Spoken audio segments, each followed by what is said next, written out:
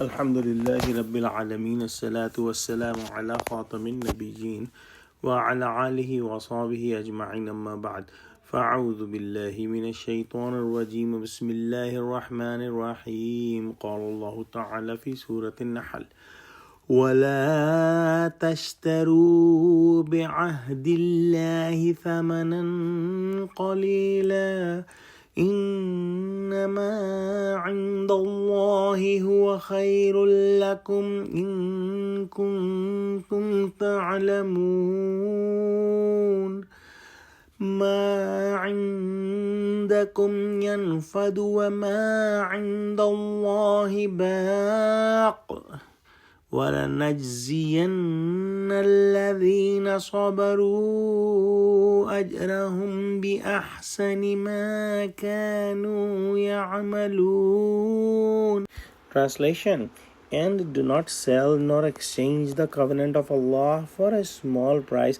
Indeed, what is with Allah is far better for you if only you could know.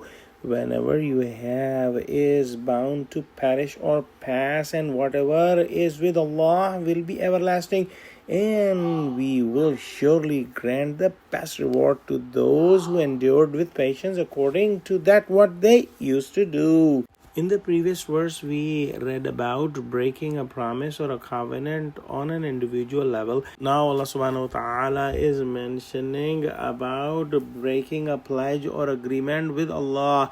In other words, for the sake of worldly benefits, we must never break a pledge made to Allah. In other words, for the sake of the worldly benefits, we must never break a pledge made to Allah. This means we should never do anything unlawful for worldly gains that would violate any of Allah's commandments. Whoever does such a thing might achieve some temporary world benefit, but that benefit is considered very insignificant because worldly gains are for a short period. In contrast, the reward from Allah in the hereafter is eternal and never ending. Therefore, even if someone were to gather all the wealth of this world, it would still be insignificant compared to the eternal reward Allah subhanahu wa ta'ala has prepared for the believers. Believers who have lived according to Allah's commandments may face difficulties and challenges, but by remaining patient, they will find ease in their affairs and receive the everlasting reward in the hereafter.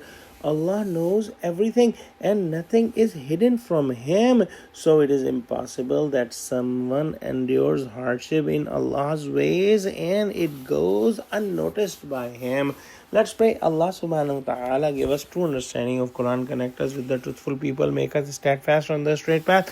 Oh Allah, help Muslims, unite Muslims. Oh Allah, help Muslims of Gaza and Sudan especially.